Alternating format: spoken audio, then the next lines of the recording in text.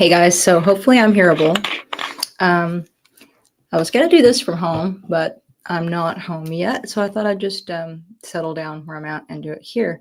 So basically, I just wanted to do some kind of content, between all this court stuff. And usually my streams are just like me talking about law, and people kind of watch them. Sometimes they chat a bit or whatever, but mostly they watch them. They trickle in and out watching them, and I don't really interact that much. But I get like a lot of interaction via email sometimes when people send me things or they want to ask me something, and even like well-meaning people like warning me about things where they think safety concerns are an issue, and stuff. Really sweet people doing that. So I get some really funny and interesting questions. So I thought that'd be kind of a cool video or like live stream to do where I answer some of that and touch on some stuff that you just think about, throughout the time that I've been doing this and stuff. So, but first, I can talk about what just happened the other day with Priscilla, the representative for the other side for YouTube and Google, and for leaving Goatis elections and Marina Abdullah on this platform. That was really interesting, and just to touch on some things, I don't talk about my personal a lot on here, good or bad, because, it's not what the channel's about. But back in December, I was really unwell physically somewhat when I was like working on things, and that really does make things difficult. And also I wasn't knowing what to expect. I was kind of shocked that after I showed them everything that I did, they took the attitude that they did. I'm not sure why I was shocked, like logically, I know it's a corporation and, this is what they do. But the flip side is, you always have hope for people being a bit better than that. So, that just made that whole period of time really rough. And I, in our meetings, I wasn't, looking at it the same way I am now. And then there's kind of like a power dynamic shift that I was noticing, which was really interesting. So, also they're getting a lot more evidence in the exhibits from me in the form of really seeing the criminality that is on the platform. The breach aspect made that more a pertinent point of the case. She seems more nervous. I think she's nervous because of the fact that, you got to realize something. Civil courts don't take this long to get rid of you if your case has nothing to it. We'd be gone already. It would have been filtered out before it even got to the first hearing, and it would have been filtered out on subsequent hearings. It does have something to it.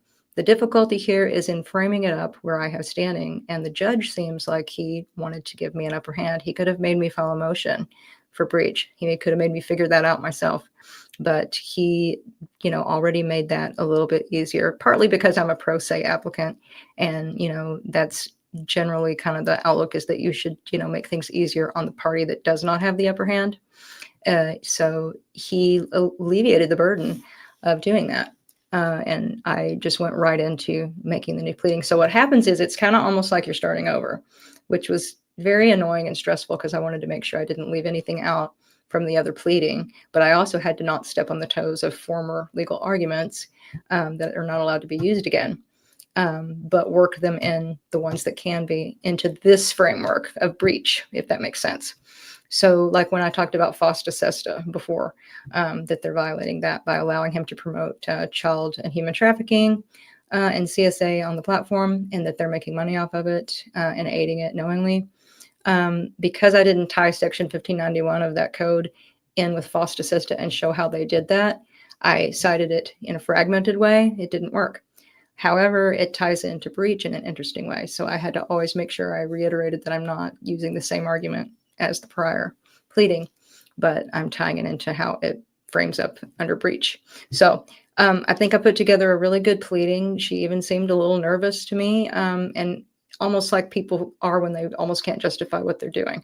Like it just wasn't the same demeanor at all. And she knows she's not intimidating me out of the courtroom. So nonetheless, it was, a very cordial meeting. I asked her 3 pertinent questions, which she didn't answer, which is what I expected, except with her vague answering. And I'll tell you what those were. I asked her if Neil Mohan had awareness of the case or had anything to do with the courses of action they're taking. And she acted like she didn't really know what I meant. I don't think she expected that question. And I said, is he aware of, this case? And like, is he aware of the things that you guys are deciding to do? And she said that she couldn't speak to that, which is what I expected her to do. So I also asked her if we took everything else off the table, minus deplatforming the one wanted fugitive who has actually committed crime on the platform, which is Goatis. Would she be amenable to, to taking that back to her client? And she said she would take that back to her client. So, she can't say what she would advise them to do, and she can't say what they would do, but that is being taken back to them as an option. And of course, she wants to intimidate me out of believing that I have a cause of action. I disagree with her. We both know how child sex abuse plays into Section 230. She actually said on that phone call that they have the right to take the course of action that they did because of Section 230. They don't, not when it comes to promoting child sex abuse. The only argument they would have is to pretend that that's not what he's talking about when he's speaking in code. And that won't work. I don't think the judge is the least bit stupid. So this will be interesting. Now, the 16th is really more of a formality. So it was great to get this all over with. I did not want to meet with her again. The other experiences were pretty negative for me, but this one was much more of a positive. So the 16th will just really be us touching base on our game plan. So she is drafting a stipulation that's going to be our agreement. And she has something that she's doing. I actually do too. So it makes it where we won't be doing anything until like the end of September or the end of October is when she's going to file her dimmerer here in a few days. When I get that, I have 30 days is kind of what we're going to do, except it'll be a little longer. So like the end of October, I'll file my answer, which means it gives me time to kind of draft it in a, less hysterical way. When you're trying to big hurry, 2 weeks to draft something like that, it's better to have a longer time. So I'll have till the end of October, then she'll have till the end of November to object to what I have to say. And then we'll have a hearing thereafter, probably December or whatever. So, and then after that, if things go forward, we'll be litigating. If they don't, I'll be appealing. So this is going into 2026, most likely, unless they do something before that. So they're going to try, to get it thrown out by claiming that my action is barred by Section 230, like they've been trying to do all along. So that's where we are on that. And it was interesting. So, and in speaking about the being unwell thing, I'll just make it clear, like it's not a big deal, but it's like I have issues with autoimmune stuff from, like a lifetime of just having like allergies and autoimmune stuff. And I never thought that gluten played a big role in it because I'm not that big of a bread eater. And Diane actually is the one who mentioned to me, and I've seen James Uganda bringing it up as well. But so a lot of people are on the non-gluten, anti-grain and all that. And I know that's why a lot of you are here. That's how you heard of this guy, was you were looking into diet and things like that. And, I've done that too, but I never thought that gluten was a big deal because I'm not that big into bread and processed food, but I eat more bread than I realized. And it's a huge deal. And it played a huge role in like clearing up my problems. And so thank you to Diane for that. And that makes life easier. And also how I feel about the case makes life easier. And with how the judge has treated me. You got to realize also back in December 2024, I hadn't been before the judge. I'd just been dealing with these really hateful people when I wasn't feeling too well. And it was really rough, but now it's not so rough. And I noticed also, I just noticed when I logged into my computer that Goatis has a video, I believe. I think it's his video. It's hard to be a fugitive or something, teasing us or whatever. So interesting. Pretending that it's a joke doesn't make it a joke. It's a joke to pretend it's a joke. Really, you just can't wrap your mind around how people like Goatis don't realize when they're making fun of other people, like what Jazz was doing, for example, all the stuff she relayed, just blathering all that in people's face, throwing up your crazy all over the place, and Goatis doing similarly. And then you want to pretend that you're slick, it's something that criminal-minded people or people with mental illness can't help. They just tell you everything. And then later on, they, want to act like they're the coolest cucumber in the room. Smart people don't do things like that. So it's good for us that they're not that smart, because most of my evidence is just them telling us what they're doing or what they're going to do very foolishly. And even speaking in code like that is foolish when it's done like that. But anyway, so some of the questions I get that are kind of fun and interesting are, one person asked what my family thought of what I'm doing, or what my like friends, people that I know, stuff like that. So I don't just go around and talk about this to people because I know they wouldn't get it, like acquaintances or neighbors or friends or people like that. Close friends obviously know about it. Family do too. It's kind of funny how elderly family members, I really thought my mom would be a problem because, she's in her 70s and she would think it was dangerous, I thought. So I did compartmentalize how much I told her. But, she picked up on it being dangerous. But she didn't, flip out on me and tell me I shouldn't be doing it later on. And it wasn't too much later on. So that was good.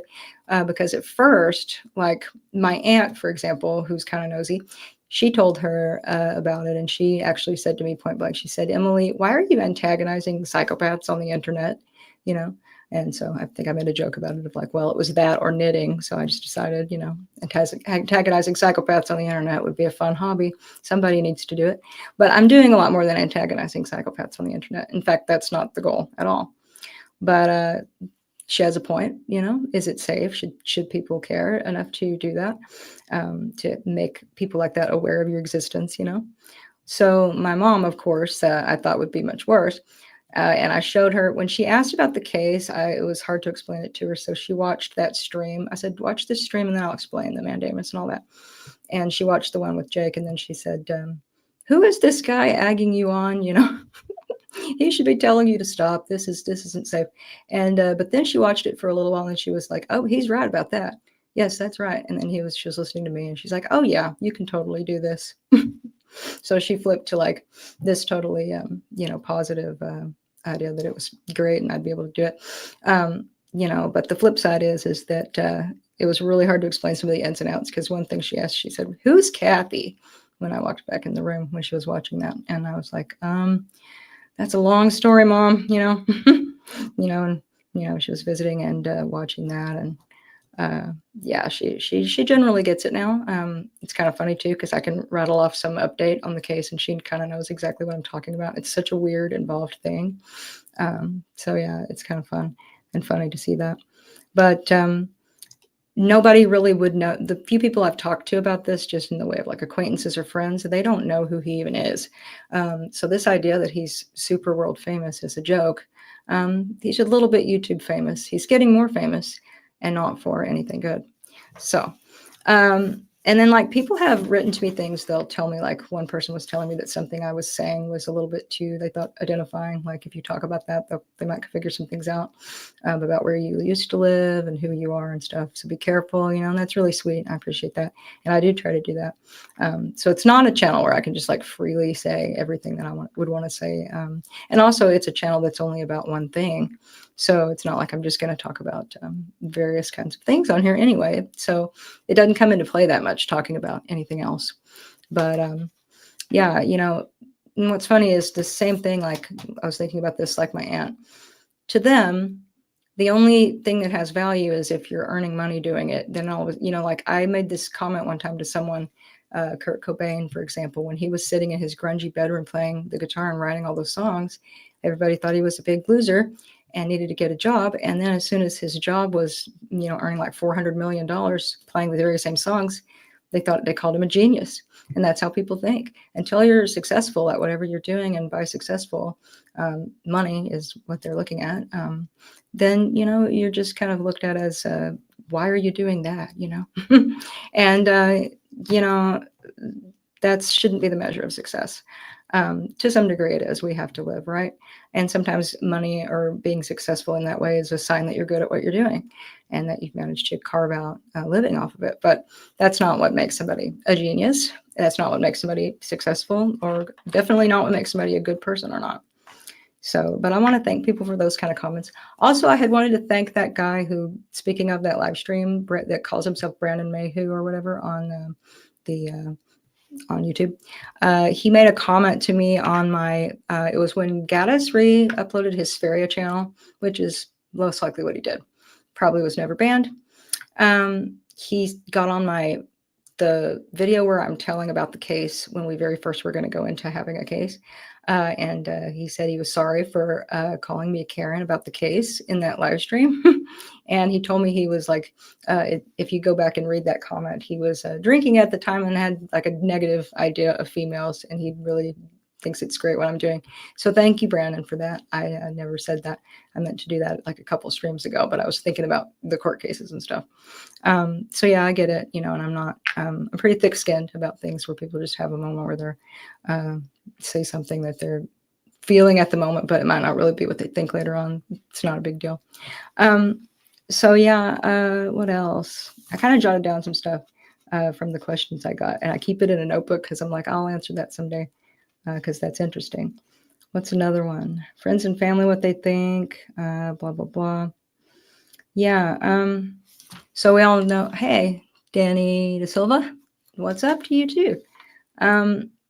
Yeah, what happened yesterday, I don't know if I should touch on that here, but it was making me think about something related to Goatis. People think they have a right to murder you mentally before they would ever hurt you physically. It's something to think about. It's something I think about because I notice with people, if they're passive aggressive or they're, and that's a small version of it, or they want to tear you down a little bit, or they, but if somebody's really wanting to annihilate you with their mouth or make you feel a certain way about yourself, that's a slippery slope that leads to other things. And mandating what people, are allowed to think or say or do, or else they won't be allowed to live is not the world that I want to live in. And nobody that's well-meaning thinks this case is about robbing Lagston's of free speech. And I do wonder if Priscilla, her demeanor shift wasn't because she's now privy to the fact that it's not just me deciding someone might be a child molester and trying to take their channel down. It's not anything remotely like that. He's freaking telling us that he's riding a 1-year-old, that's his new 1-year-old bike. If that doesn't bother you, then there's something wrong with you. And that always leads me to the thought that, people believe that what something looks like it is what it is. Like, with Priscilla and that law firm, they are a very wealthy, powerful law firm. She comes to court looking very good. They, dressed well. They have money. Their demeanor is like, we are unbreakable sharks, and people just will look at that and start to believe that. She knows I don't. And that's kind of where there's this shift. I'm not afraid of her. And I don't care. I don't care. I don't have that opinion of them. And also, if you look into their Wilson, Sonsoni, Goodrich, and Rosati, what's gone on with their firm, they have a lot of problems. A Foonware lawsuit from 2021 is still going on. They haven't settled it yet. Their own employees have sued them for insider trading and for stuff they've done wrong toward them. Different associates have been accused of financial misconduct and other kinds of misconduct. So, really unbelievable to me, the salary that she makes, and that with all of that help, they can't do better than they can do at defeating me. Tells you a lot about, sometimes you're paying a lot more for something than you should be, maybe YouTube and Google. But yeah, the swagger and the bling, don't mean anything. Oh, how did I hear about Goatis? That's another one. And what do I eat is another one. I told you about the gluten thing. So yeah. So gluten's out. And I never would have thought it plays as big a role in health as it does. For some people, maybe it doesn't, but I tested negative for celiac disease. So let me just explain to you a little bit about what was going on with me. And it was kind of scary for a while because, it makes you think, do I have cancer or something, But at the same time, like, I don't want to whine about my health or be a hypochondriac. So I figured it's probably nothing that big or I'd be dead by now, right? So it's not. It's literally not. And you can be really, really sick and get well, from things that you would think, this must be something terrible. And then it's really not. And the solution is really simple. So, doesn't every grain have gluten? I don't believe so, but Diane wrote to me some really interesting stuff. I haven't done very good research yet, but, she was telling me different things about how to prepare rice and stuff. And I already ate rice, somewhat, but, I didn't eat that much spaghetti and stuff like that, but now I won't touch it. But like wheat and, all these noodles and crackers and things. And for me, one real source of gluten a lot of the time would have been probably using flour in like sauces and things. Because I cook like from scratch. I don't eat like a lot of processed food, except maybe like the occasional crackers or croutons or something like that. So all those kind of things with wheat, and they put wheat in every kind of processed snack food in the world, you know, and they use gluten in different ways. But for me, I think the reason I would be consuming more of it would have been using flour. So there's good gluten-free flours. Obviously, the breads and things aren't as good as regular bread, and pizzas, you know, one of the things, like if you're making a pizza or something, then that's kind of sad. Although, you know, the stuff now is really so close that just, it's not that big of a loss. You know what I mean? So, yeah. And it's available everywhere. And I think the reason people have all these weird allergies and things is autoimmune conditions. I know it is for me because I was a jab injured child, which is something that me and Diane were talking about on Patreon, that you kind of have to be careful how you touch on it here. So for me, it's that. But all my problems are solvable ones. So like I have worked with people that like worked while they actually had cancer and stuff. So I never like to like moan about something like that. But it was annoying to be like every 3 months really sick and be trying to do that. So, you know, and by that, I mean, like you can't eat for a few days and you're really sick. And then you kind of reset and then you'd be fine again for a few months. And then that would happen again. It's weird. So, and, you know, but I found out it's kind of common for people with those problems. Nielsen, the opposing lawyer should be worried because no humans in the court will approve of Goatis Lagston's CSA content. Oh, I agree. I mean, it will be interesting to see what the judge thinks about it now that he's going to see the videos, because one of the reasons I wanted to make sure we loaded it with that was what he said in the in his response to everything, in his sustaining of certain dimmer points and telling me I can frame something up around breach. He stated something that was kind of wrong, and it's not a big deal. It could be dealt with, but, you know, and it wasn't intentional or anything. You got to realize these judges have to read like pages and pages and pages of case after case. You're not the only case. And it's why also you have to do a good job when you're there, which makes me a lot of times really nervous because I want to make sure that I don't gloss over anything. Because if I do, you know, he may not notice it. So thank God I made those comments about being a contract holder that really got into his head. So he would have known that anyway, but I do think it helped because he brought it up about me saying it, and I noticed him notice me saying it, so it was helpful. But now he's going to see the CSA stuff because he said on one page, and I think I showed it in my last stream. It's been a while, but I showed where he said, Miss Henderson says that he supposedly has this content on Telegram with like child pornography or CSA, is how he phrased it, which isn't exactly right. Yes, there are links to Telegram where he's promoting it right now, but I did mention that 2023 live stream also, just didn't show it in an exhibit. So now we've got like half of the exhibits are him doing that, because we are talking namely about breach, and that's one of the largest, you know, ways they breach. And, yeah, and it's not just that he's breaching, it's that they're breaching their contract with me or with you if you were bringing the case, because they're allowing that. And the unique situation of them foolishly, as it turns out now, filing false defamation complaints against my channel ties it very personally to me.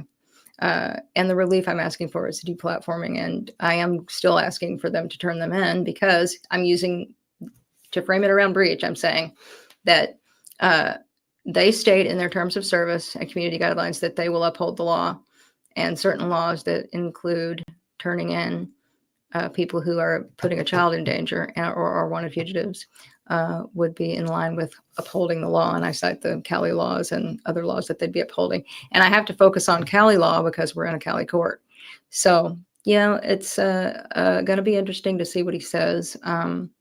Nonetheless, the longer this goes on, I did ask her something else. Why didn't I remember to tell you that?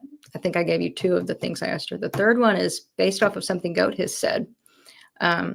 So Goatis asked me, you know, do you think, in one of her comments, do you think that like they're trying to apprehend him and they're trying to lure him into being on here so they can, you know, and that has been a thought. So I did ask her that, and I said, I don't know if you could tell me this or not, but if even if it were true, you might not could say it, but I would love to believe that law enforcement is, working on apprehending them with you guys, and you are covertly working, keeping him here to help find him. Is that what's occurring? And is what I'm doing actually going to potentially get in the way of that? Because if that's the case, I would not want to do that. And she couldn't speak to that. So that's her theme song. If she wants to enter a room and they want to play a song as her entrance song, it would be, I can't speak to that. So anyway, yeah. Let's see, what's this? What do you eat? We touched on that. And I do eat meat. To me, the only time veganism also, just to say something, because I do have some vegans that watch me. I have vegan friends, and there's a spectrum to the meat and vegan people, how they act, Some vegans are really obnoxious if you won't do what they want. I'm totally anti-factory farming and pro-regenerative agro. That's the model we need to be shifting to. Factory farming causes disease, it abuses animals, and inadvertently abuses people. The workers are abused that are human there. And so one of the things I thought was kind of cool with the vegans was the animal liberation activism. I like that. It is illegal, but is it unethical? I don't believe so. I don't believe animals should be treated that way. The flip side of that is that, people do need to eat and obtain B12. Besides B12, also, all these other vitamins and for some people with deficiencies or autoimmune conditions, they don't, the uptake in things, the absorption of things can be different in people. So what's my favorite type of meat? Oh gosh. Yeah, the thing is I had to shift from a vegetarian mentality because I did become a vegetarian. And I was one for 10 years. And I was one of those people that believed it was just meat's just an addiction, and they got us addicted to it. And now we can't get off, But that addiction doesn't ever go away, no matter how long you're a vegetarian, which kind of tips you off to something that it's more than an addiction. Because I haven't drank coffee in 2 years. I like coffee, but after 2 years of not drinking it, unless you really get it in my face and I'm around it, even it being around me doesn't really affect me that much. But when I was a vegetarian, if I would pass a barbecue pit or something, it would really make me a little bit angry, almost why do I want that? But I did. So I do like beef and beef broth and stuff, but I try not to eat too much red meat because I think you don't want to go too crazy with the iron, and I do feel bad for the way cows are treated. We have some family type farms here that do things a little bit better.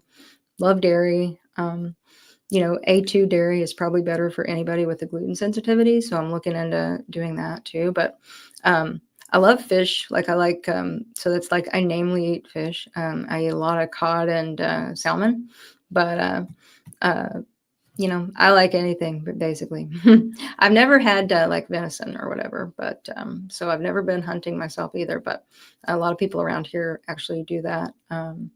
So I thought that would be kind of, I don't know. I feel two ways about it because, deers are so cute and everything, but I've heard it's amazing. So I don't know. So yeah, fish, beef. I'm allergic to eggs and poultry and stuff, but, chicken is good. It's just that there's certain things that beef I think can do for you that some of these other meats can't. And also something that's interesting, the Okinawa, they say they're vegans. They'll promote that idea, but that's not really true. They cook all their vegetation in pork fat. And I love pork, bacon and stuff like that. So, but I do think over consuming it is not a good idea. It's all about a balance, but the bacon, the reason bacon's a problem is not the pork, it's the nitrates. The nitrates are the thing that make it, they say it's a class 3 carcinogen. You'll see a lot of fear mongering there, but yeah, because of the nitrates. So that's just my opinion. But with vegans, vegans that are, people that are, thoughtful about other people having rights and don't act that way about it. I respect their right as an adult to use any kind of diet on themselves that they want. And some of them look good and look healthy. There's this tribe in Jamaica. They are vegan and they actually don't look like the vegans here. I don't know what the difference is, but they actually look pretty good. It really, though, does bother me that anybody would have a child that they don't feed correctly. I really don't like that. I do think it can be dangerous for a growing child, obviously. B12 deficiency would be no joke on a growing brain, I got a back spasm while eating raw eggs and raw beef. Could it have been caused by those foods? Well, unlike Gaddis, I won't pretend to know everything about diet.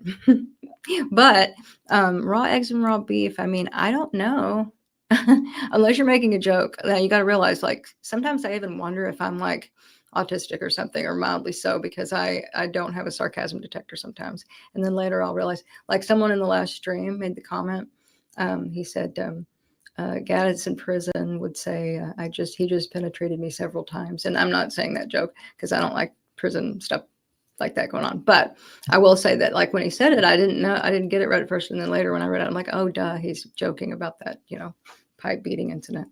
So, yeah, no joke. Oh, yeah. But yeah, if you could get spasms because of raw meat and eggs, I don't know. But with factory farming, I think that's the reason why people have a fear of eating raw eggs and raw beef, because of just the quality of some of the food that we're getting. So it's possible, but I am not the lady to ask. If you have a question about law or other things, early 90s grunge music or something, I could probably handle that, but I'm not a diet lady. So what else? Do you guys have any questions that I have not addressed? For 3 years, my back's been locking up. Well, I'm sorry to hear that. Sometimes, digestive stuff can cause back pain, but I don't know. But locking up, like, if you do work that's like causing you some issues, that could play a role in that. A lot of times people being forced to sit for hours and hours a day. Hey, that makes me think of something interesting. Gaddis talking about school being a prison.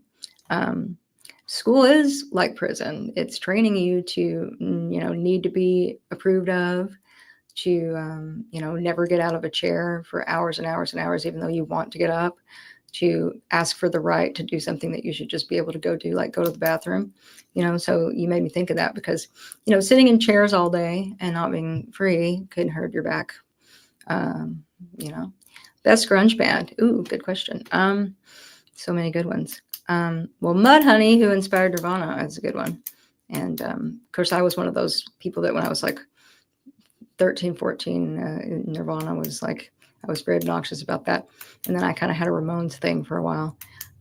So yeah.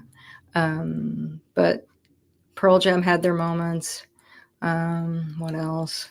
I didn't really like Stone Temple Pilots or Alice in Chains and grunge, but some of those bands I didn't like that much because I kind of looked at them as a copycat Nirvanas, To me, it was like Nirvana is Nirvana and everybody else wants to be Nirvana kind of thing.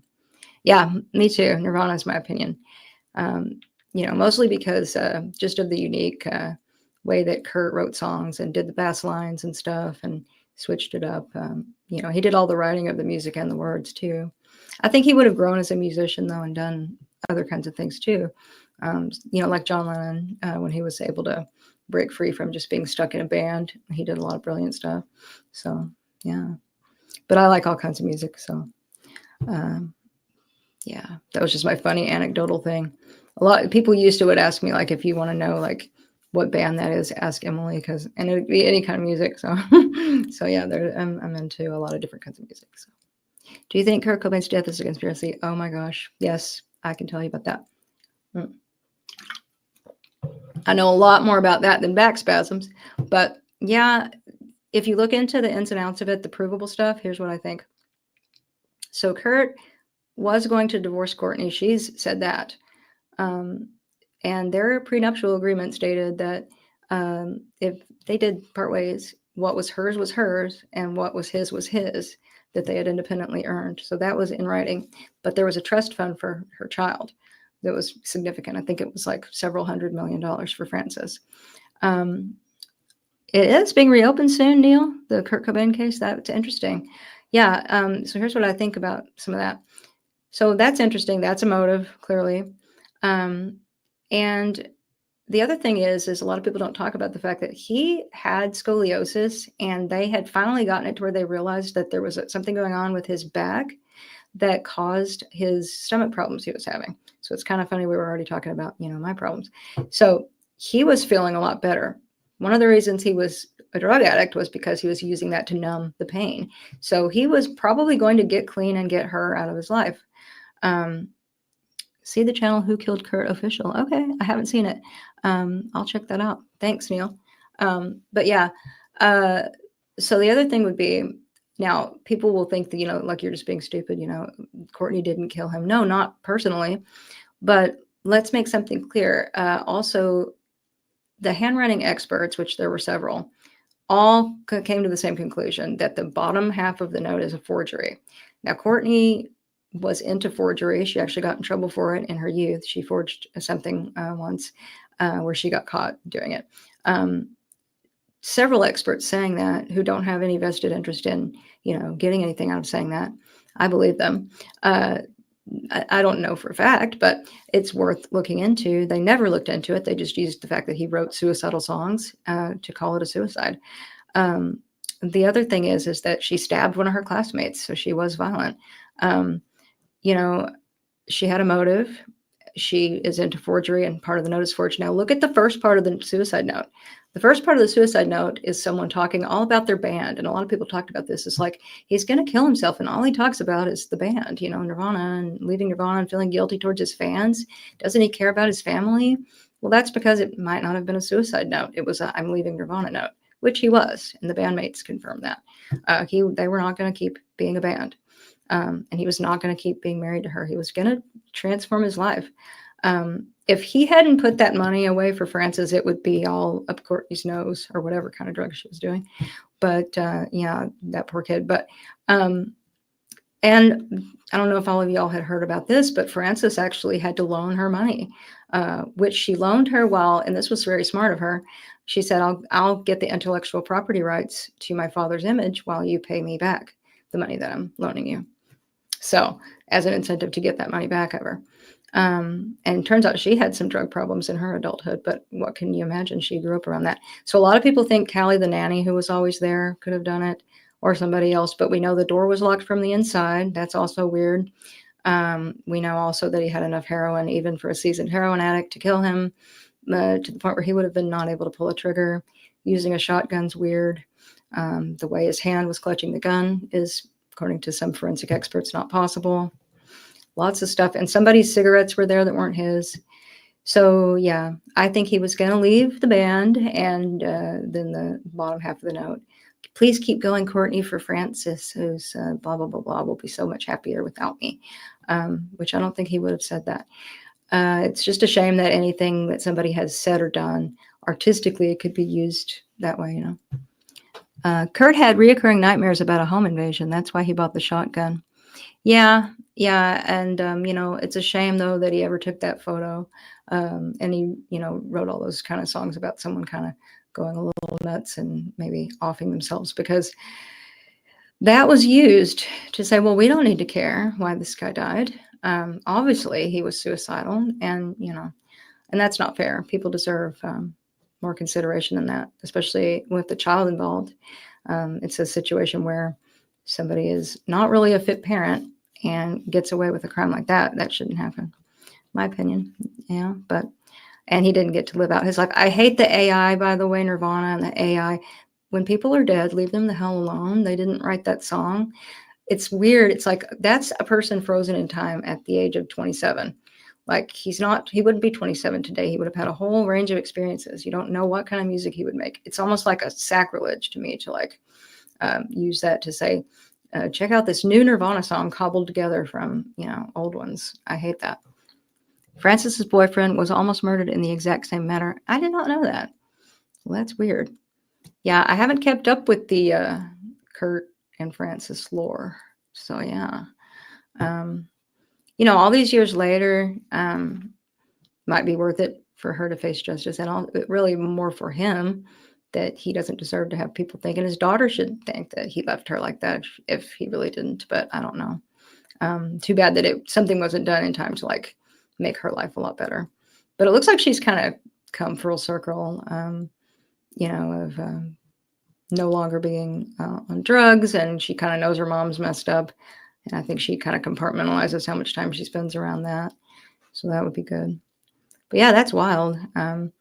kind of ties into there being a lot of dysfunctional people in the world who think they can do whatever they want to whoever they want, that their mental reasoning is good enough to destroy other people's lives. It was over the unplugged guitar, which Courtney Love wanted back from him post-divorce. Yeah, I did know about that. She had a boyfriend that she married who then tried to get an ungodly amount of money from her because she didn't even have a prenup, which was very, very dumb. And her mom is a thug, so she probably, thought, I know who can take care of this problem, my thug mom. So, and then her mom got super thuggy about it. Yeah, women can be thugs too, Look at Marina. Look at the, Marina Abdullah's idea that she should write on an app to her husband Ilias instructions related to bothering some other woman and her child. That's what she's wanted for. And if she didn't do it, why doesn't she turn herself in and tell people that?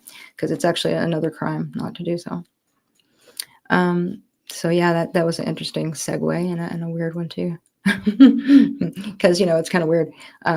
Anything can tie into this in its own way, since it kind of, this is a little echo chamber of people who know who he is. That was one thing that I told Diane early on, like that I was thinking before I started the channel as just a commenter. I said, you're going to have to get out of that. I think you need to get out of this little niche of people who know who he is, because we're a small group.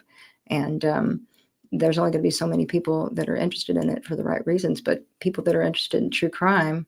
Oh, that's another question I wanted to bring up. So people will ask me, like, what are you going to do with this channel? Like, and it is true, like you run out of things to do, parodizing these people. And it's like the same story over and over.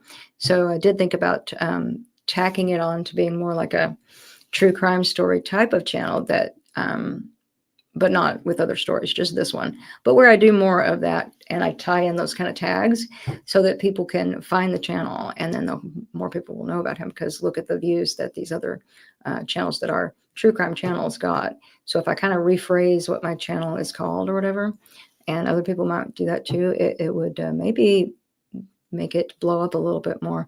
Because apparently, like, if you just put the words true crime on the channel, there are people that junkie watch that kind of stuff. And I don't like that kind of content that much. Nothing against people doing that kind of content. I mean, in terms of the aspects of the stories that are interesting to me, like wrongful convicts or bad people that we need to know are out here doing stuff, and how people get caught and how people work cases, all that part's interesting to me. But in terms of for fun, like, I won't really particularly watch those types of videos that much, but a lot of people do. They love it. So you could email Annie Elise of 10 to Life channel. I'm not familiar with her, so you gave me a lot of interesting stuff to look up. I will check that out. Yeah. Yeah, I think it would be also good for people to continue trying to get on shows. Like that one little show I talked to, they're not that big. Their channel's smaller than Jake's, smaller than our parody channels. And it's been already now on Rotten Mango, and on True Crimes Anatomy with Victor. I think Cloak and the Dagger made that happen, so that was great. Yeah, they wanted me to talk about some other issue because my friend was on their show, and that's how I had a contact where I could talk to them. But they wanted me to talk about that, and I thought that was, something that I didn't want to do in connection to this. It's kind of identifying of me, and I thought, well, I don't want to do that.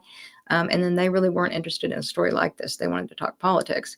So, but yeah, there are some really good true crime channels out there that could pick this up. And I just want to say that we never know what might be in the works behind the scenes. I'll put it like that. There are interested people in things. And I was also telling, Priscilla in my email and verbally that in the future will be different, and it's not that far away. There are new laws already partially passed that are about exactly what I'm doing, and they will make it really a lot easier to do something about stuff. And so, yeah. Elise has over 1.5 million subs, true crime channel. I will check that out. So yeah, do y'all have any more questions? Because yeah, those are kind of just the things that I think are kind of interesting that people say, like, what are you going to do with the channel?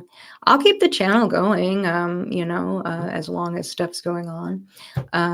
But it is kind of obviously a burden to have to talk the same story over and over and over and over. But it's like there is a purpose, just like a person working in a welding shop has to do something over and over and over. we're doing something to achieve a means to an end. So, if I have to come up with another kooky way to talk about some kooky aspect of the guy or his team of special helpers to keep the story alive and just keep it up in the algorithm, then that's what we're going to do. So, yeah. I can't think of anything else at the moment. So there's the hearing on the 16th, and there's those documents to be drafted. On the 16th, I'll pop in and I'll make like a little video just about like what happened or whatever, or do a little live. And in the future, I need to get stuff that runs better so that I can do a proper stream where I could play stuff and we could, look at stuff and whatever. And that would grow my numbers because, live streams are the quickest way to, by numbers, I mean watch time, because live streams would be an easier way to do that than making videos. It's a little more tedious to make a video. Even a semi-good video or a good one takes a lot longer, but a subpar one is still time. So, but yeah, I'm real appreciative to everybody for their help, especially, and for their comments, for your questions and everything else. And let's try to all get along and work on this stuff because, you got to realize that these people that are nasty, their main thing is to inject chaos into anything that they're fearful is fruitful. They want to make sure that you can't do whatever it is that you're trying to do. If you didn't matter, they wouldn't care. So that ought to tell you that what you're doing is good. And you must be doing at least a good enough job of it to scare them. So that's what they're doing. They're coming at certain people from multiple angles. And they also study people. You got to realize, like Goatis and his minions, but namely I'm referring to Goatis here. They study people to try to figure out what works. And I do think he knows that in terms of understanding him, understanding what he's trying to do, that he's not got me fooled. And there's this thing where people, even if they don't care about you, I think that he'd kill me as soon as look at me, all right, like anybody else. But they will respect you because they do understand that that there's nothing salvageable there. And that's a sad thing to say, but it's really true. It doesn't mean that he's not a human being. He is, but he's so maladjusted. There's something so wrong with him that I don't think is correctable. So there's no redeeming quality. And he knows that I do understand that. So yeah. Oh, that's another thing. And this is kind of morbid, and I'm more peppy about everything now, but I'm just happy when I feel good and can do things. And I'm very proud of the effort. I do think we will accomplish something, and we've already accomplished something in Diane feeling empowered. And, but I think the ultimate goal of their freedom and safety and happiness is going to happen too. But, yeah, I kind of lost train of my thought there. The thing is when you're streaming and you're like talking to the computer, it's weird. It's just not normal to me and I'm not used to it. So it's like, you'll just kind of hit this brain freeze moment where you're like, wait a minute. Oh yeah, I'm talking to an audience. So, but yeah, I think we will get somewhere with what we're trying to do. And, it's just things like this they shouldn't take this much time. This is one thing that I hate about the legal world. Look at people who are wrongfully convicted as an example. They serve 2 decades usually before they get out, but they get out. Should we be happy with that though? Should it take 10 to 25 years of rigmarole from hell to get somebody out when they'll know they're innocent, including everybody that's working the case and even the law enforcement, people in the prison, with everything that comes out, by the time everybody really understands it, you still have 10 more years of work to really complete the mission of getting them out. And yeah, at least they get out. So of course it has some value, but we really need to change things to where stuff isn't like this. We're putting people in danger right now by waiting on this thing that I'm trying to do. There's no reason for it. So on the one hand, like I like law because of what I'm doing being something that can accomplish something, to do something about stuff like this, to protect kids and all that kind of stuff. But it shouldn't be the way that it is. It should be a lot better. We can make self-driving cars, but we make it take 2 or so years to deplatform a person that's committing open criminality from hell on a social media website. I don't get it. And look how many people they've taken offline too for, talking about vaccines, for talking about, for being hateful maybe in their politics, which you don't have to like people. You can feel however you really feel.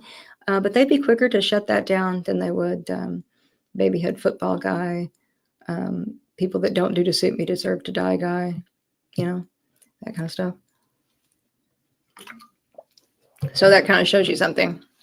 But yeah, I'm kind of all over the place here with just talking about stuff. So I don't really have anything else. So I hope everybody has a good weekend. We're getting some rain here. So yeah, I'm looking forward to the holidays. They'll be a lot better this year with us further along in the case, and which is like, what I mean by that is for me, I was really not knowing what to expect last time we were doing this. And so now I just kind of feel really solid in everything. So that'll be nice to go into things that way. Also, the video where Goatis Legends, he hires the hitman in German, that quick vid he did. Thanks for the stream. Thank you for being here, Danny. Now, let me see if I know what you're talking about. Hires the hitman in German. Oh, yeah, I know what you're talking about. I don't know if he did that on YouTube or on Telegram. Yeah, you'll have to forgive me. I'm a little bit tired. So, yeah, I know what you're talking about now, and I did see part of that. And does make a roundabout threat. Yeah. Although, really, I almost wonder if that isn't to help Ilias. That was something I was talking to you guys about earlier. Nasty people who don't operate ethically, they'll do everything but operate ethically, right? So they're always thinking up something, some little scheme.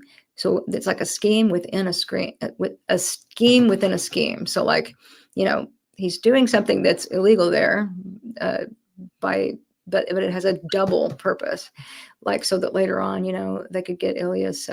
His little alibi would be, oh, I was so scared about my kids. You were so scared that you kept taking them back over there.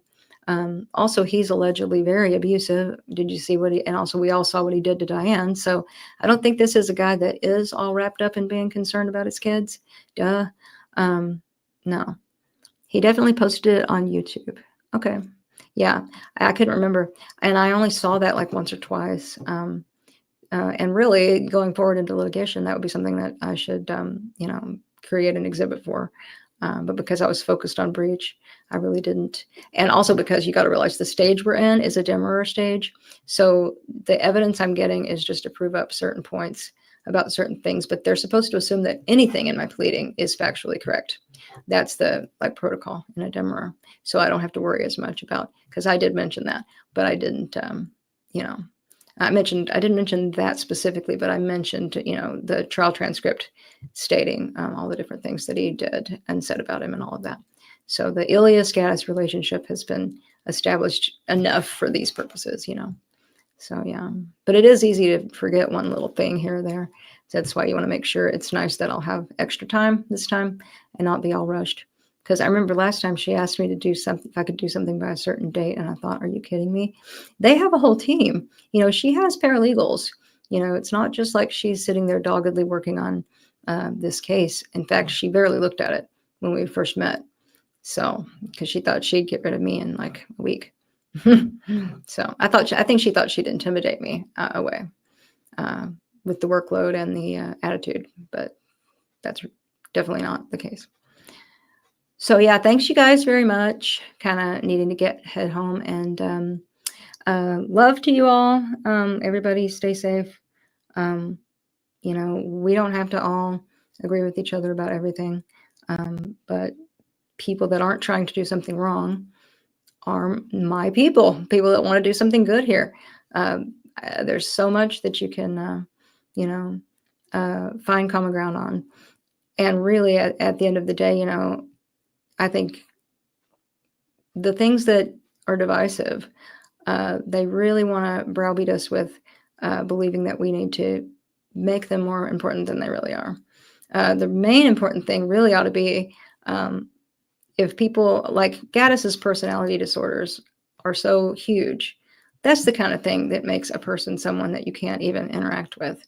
But they want us to be so hopped up on hysterics about politics and different things that we will just annihilate each other over it. And oh well, it's almost like when you're a kid and you're not developed in the brain, you know, and you think, well, I can't hang out with them. I hate all the music that they like, and I would never be caught dead with those people. You know, it's like they started there. This kind of gangbanging mentality, really, of you know, oh, they're 5 years older than me, I can't be friends with them. You know, that would make me a weirdo. Stuff like that. All these divisions and all these categories that people put each other in, or things they decide about each other, you know, sometimes they're true and sometimes they're not. But there are people who would agree with me about a lot of things politically, and they might not be good people. There are people that are really different from me that are good people. So, and there's a lot of different kinds of people here. And so that's why I've never made it about, you know, like veganism versus this versus that. But at the same time, I think it's cool to talk about yourself and your own beliefs, because we ought to be able to do that. The main theme here is that we are fighting somebody that thinks other people don't have a right to exist. So we all have a right to exist. We have a right not to like people, and we have a right to, you know, openly state what our beliefs are about stuff without fear of reprisal from losers. And I think most people here in my audience agree with that. And I thank you for being here. And I will talk to you guys soon. On the 16th, I'll update you guys on everything. So thanks for watching the video. And in the comments later, if anybody wants to ask any questions, I can write a written answer for you. Take care. See you guys soon.